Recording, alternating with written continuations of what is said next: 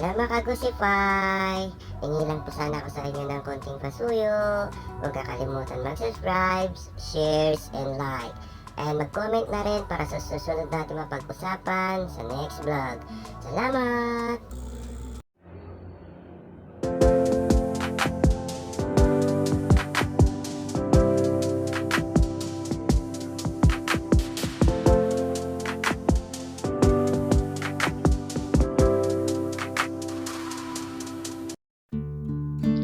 Sino nga ba si Gerald Anderson at saan nga ba siya nagmula? Si Gerald Anderson ay isang kilalang aktor sa Pilipinas na may tinatayang net worth na $3 million. Ang kanyang yaman ay nagmula sa iba't ibang pinagkukunan, kabilang ang kanyang matagumpay na karera sa telebisyon at pelikula, mga endorsement at iba pang negosyo. Unang nakilala si Gerald Anderson sa industriya ng aliwan noong 2006 matapos sumali sa reality show na Pinoy Big Brother.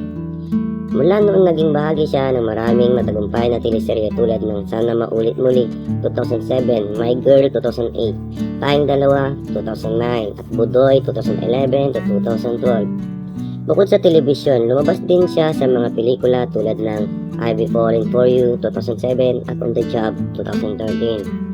Bukod sa pag-arte, kumikita rin si Gerald mula sa iba't ibang endorsement deals. Ayon sa ilang ulat, kabilang sa kanyang mga endorsement ang mga produkto ng CoverGirl Cosmetics.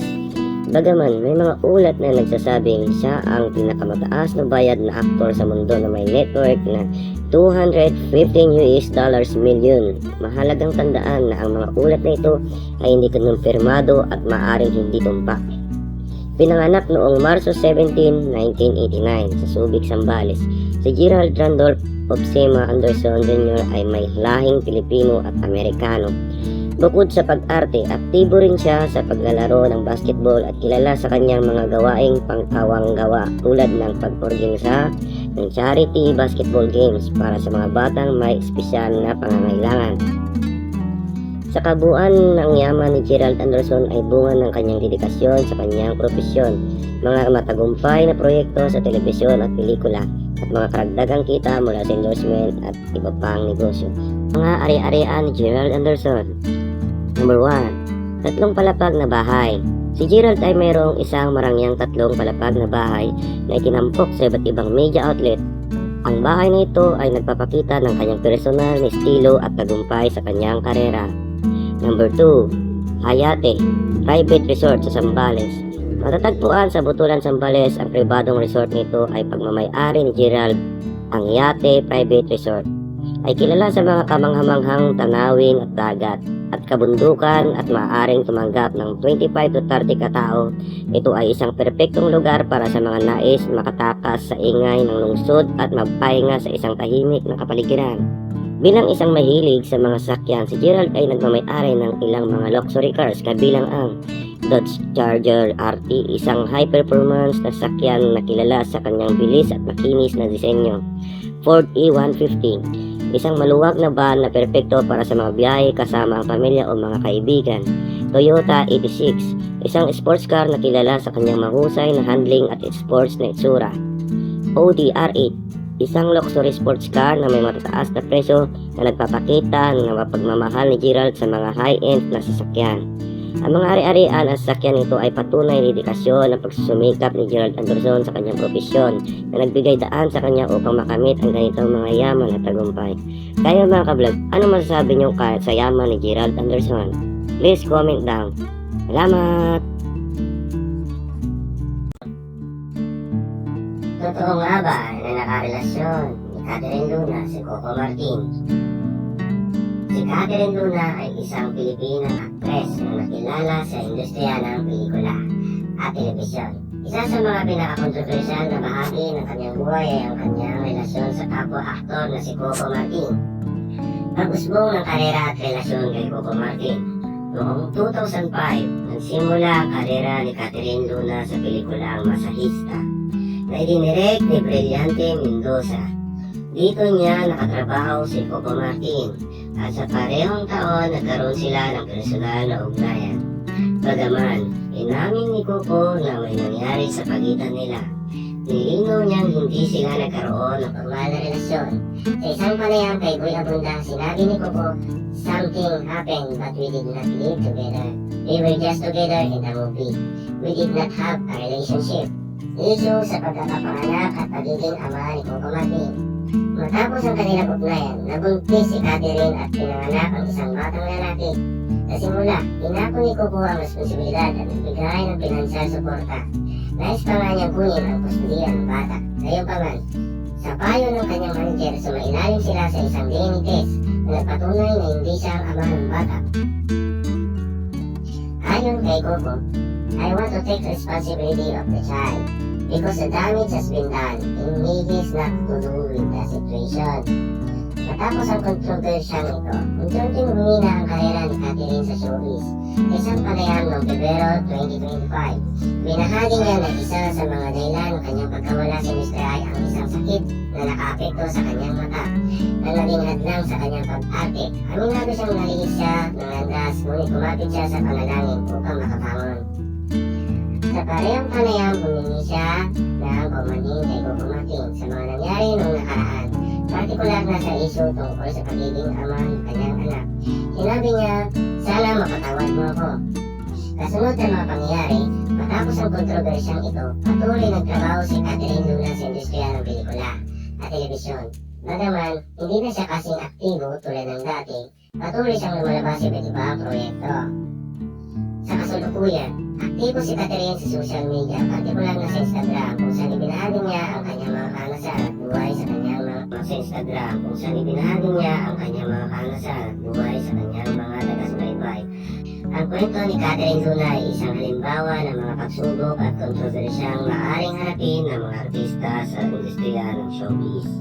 Sa kabila ng mga hamon, patuloy siyang nagpupursige sa kanyang profesyon at personal na buhay. Kaya mga ka-vlog, anong masasabi nyo sa nangyari kay Coco Martin at kay Catherine Luna? Please comment down at pag-usapan natin yan. Salamat! Ang kwento ng buhay at karera ni Mark Heras. Kumusta mga ka-vlogger? Ngayon, pag-uusapan natin ang kwento ng buhay at karera ng pununahang Star Trek Ultimate male survivor na si Mark Heras, mula sa kanyang pagsikat bilang isang matinee idol hanggang sa mga pagsubok sa kanyang buhay. Tatalakayin natin ang kanyang paglalakbay sa showbiz at personal na buhay. Si Mark Heras ay unang nakilala noong 2003 nang sumali siya sa Starstruck, ang pinakaunang reality-based artista search ng GMA Network. Sa kanyang angking talento sa pagsayaw at kagkisigan, agad siyang naging paborito ng mga manunood. Kasama si Jeneline Mercado, itinanghal silang Ultimate Survivors ng Season 1. Dahil dito, sunod-sunod ang mga proyekto ni Mark. Naging parte siya ng mga sikat na teleserye tulad ng Forever in My Heart, Encantadia, I Love NY, Zaido, Pulis Pangkalawakan, at marami pang iba. Mas lalong sumikat si Mark dahil sa kanyang love team noong kasama si Jeneline Mercado. Pagpusbong bilang dance prince ng GMA. Bukod sa pag-arte, kilala rin si Mark bilang dance prince ng GMA. Ilang beses siyang nagpakitang gilas sa pagsayaw sa mga variety show tulad ng SOP at Party Pilipinas. Marami ang humanga sa kanyang husay sa hip-hop at modern dance. Pagsubok sa buhay at kanyang pagbagsak sa showbiz. Sa kabila ng kanyang kasikatan, dumaan din si Mark sa maraming pagsubok. Noong 2014, inamin niyang mayroon siyang anak sa kanyang dating karelasyon. Dahil dito, nagkaroon ng issue sa kanyang karera at unting-unting nabawasan ang kanyang mga proyekto sa telebisyon. Noong 2021, naging kontrobersyal ang kanyang relasyon sa kanyang dating manager na si Lulit Sulis, na nagsabi na wala umanong ipon si Mark at naghihirap ito ng pera. Nagdulot ito ng maraming espekulasyon at negatibong reaksyon mula sa publiko.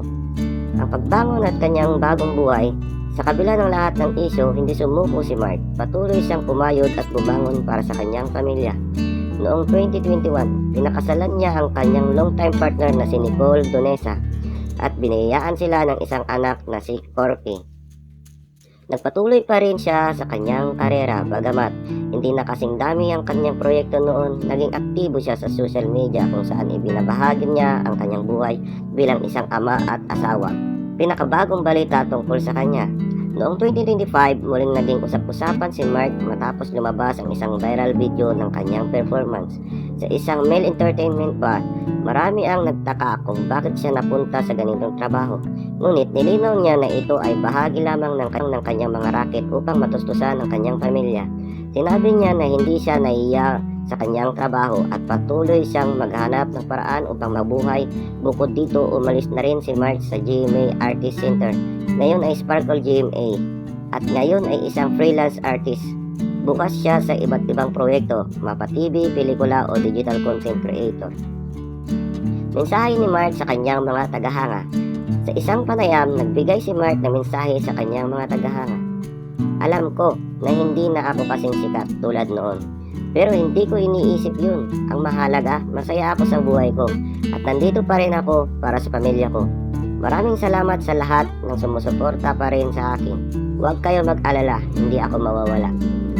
At iyan ang kwento ng buhay ni Mark Heras, isang artista na dumaan sa kasikatan, pagsubok at muling pagbangon. Ano ang masabi nyo sa kanyang journey? I-comment nyo sa baba at huwag kalimutan i-like at i-subscribe para sa maraming kwento tungkol sa mga paborito ninyong artista. Salamat!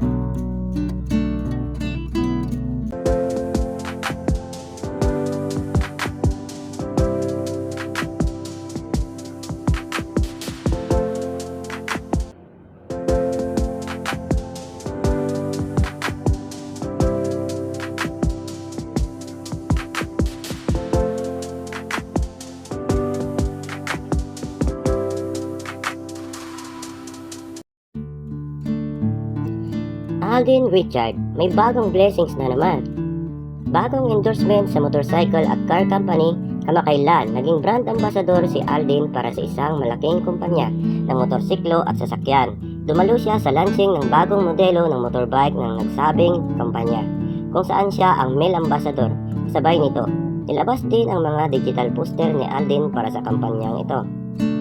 Endorsement sa local money remittance at bangko. Bukod sa proyekto sa motorsiklo, may bago ring endorsement si Alden para sa isang local money remittance service at isang bangko. Patuloy ang pagpasok ng mga proyekto at endorsement sa kanya, kahit na wala siyang kasalukuyang proyekto sa pag-arte. Magiging ambasador ng isang sikat na brand ng damit. Matapos ang kanyang kontrata sa isang clothing line, tinanggap ni Alden ang alok ng isang kilalang brand. Masaya ang tagahanga dahil kasama na siya sa mga endorser ng nasabing brand, kung saan kabilang din si Catherine Bernardo. Para sa karagdagang detalye tungkol sa mga bagong proyekto at endorsement ng Alden Richard, huwag kakalimutan mag-like and comment and share. Kathleen Bernardo at Alden Richard, o mas kilala sa Kathleen. Posibleng bagong proyekto ng Kathleen. Matapos ang tagumpay ng pelikulang Hello, Love Again, may mga usapan sa pagitan ng GMA at ABS-CBN tungkol sa isang follow-up project para kina Kathleen at Alden. Ayon kay Attorney Annette Guzon Valdez, Senior Vice President ng GMA Network, isa siya sa mga nagnanais na magkaroon muli ng kolaborasyon ang dalawang network para sa proyekto ng Kathleen. Bagaman, mas madali umanong gawin ang isang pelikula kaysa sa serye. Bukas sila sa iba't ibang posibilidad kabilang ang pagpapalabas sa streaming platforms. Noong nakaraang Pasko, maraming tagahanga ang umasa ng ayuda mula kina Kathleen at Alden, tulad ng mga litrato o updates na magkasama sila. Gayunpaman, kapwa nila pinagdiwang ang okasyon kasama ang kanilang pamilya. Bagaman may ilang fans na nagdismaya, marami rin ang nakakaunawa na mahalagang oras na kasama ang pamilya sa mga espesyal na okasyon. Pagbabahagi ng mga natutunan sa isa't isa ni Alden at Kathleen. Sa isang panayam, ibinahagi ni na Alden at Kathleen ang mga aral na natutunan nila mula sa isa't isa. Ayon kay Alden, natutunan niyang huwag masyadong seryosohin ang buhay at okay lang na magsabi ng hindi kung kinakailangan. Samantala, sinabi ni Kathleen na malaki ang naitulong ni Alden sa kanya lalo na sa pagbibigay ng payo at suporta. Ayan mga ka-vlog, ano masasabi nyo sa mga kwento ni Alden at Kathleen ngayong 2025? Please comment at mapag-usapan natin yan. Salamat!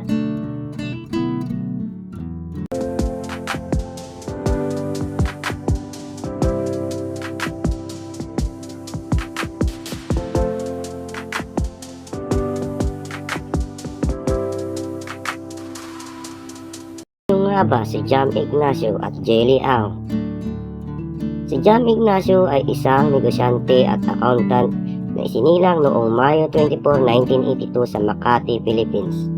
Nag-aral siya sa iba't ibang institusyon kabilang ang Far Eastern University o mas kilalang bilang FEU Manila, FEU Diliman, St. Joseph College of Quezon City at Jesus Lord College Foundation sa Bulacan. Bilang isang single parent, pinalaki niya ang kanyang dalawang anak ng mag-isa. Noong nakaraan, siya ay naging kasintahan ng aktres at TV host na si Carla Estrada, ang ina ng aktor na si Daniel Padilla. Si Jelly Au na nakilala rin bilang DJ Jelly ay isang kilalang Filipina disc jockey vlogger at social media influencer. Ipinanganak siya noong Nobyembre 11, 1994 sa Bicol, Philippines at sa kasalukuyan ay 31 taong gulang. Si Jelly ay panganay na anak ni Jose at Gina de la Punta. Mayroon siyang 3 nakababatang kapatid kabilang ang kanyang kapatid na si Joe Au, na sumunod sa kanyang mga yapak bilang isang club DJ noong Setyembre 29, 2021. Pumanaw ang kanilang ama, isang pangyayaring labis na kinalulungkot ni Jelly. Bilang isang residente, DJ sa 3 kilalang nightclub sa Metro Manila, nakilala si Jelly sa kanyang husay sa musika. Noong 2020, kinilala siya ng EDM Droid Isa bilang isa sa World 60 DJs, isang patunay sa kanyang talento at karisma sa industriya. Noong Nobyembre 11, 2024, sa kanyang ika-30 na kaarawan, nagpo-propose sa kanya ang kanyang kasintahan na si Jam Ignacio matapos ang 4 na buwang relasyon. Gayunpaman, noong Pebrero 12, 2025, nagbahagi si Jelly ng mga larawan sa social media na nagpapakita ng mga pasa at sugat sa kanyang mukha na inakusahan si Jam ng pananakit. Dahil dito, nagsampa siya ng reklamo sa National Bureau of Investigation o mas kilala bilang NBI laban kay Jam para sa umano'y pisikal na pang-aabuso. Sa kabila ng mga pagsubok, patuloy na lumalaban si Jelly para sa hustisya at nagsisilbing inspirasyon sa maraming kababaihan na nakakaranas ng kahanlin tulad ng sitwasyon ni Jelly. Kaya mga ka-vlog, anong masasabi nyo sa ginawa ni Jam Ignacio kay Jelly Au? Please leave the comment down at pag-usapan natin yan. Salamat!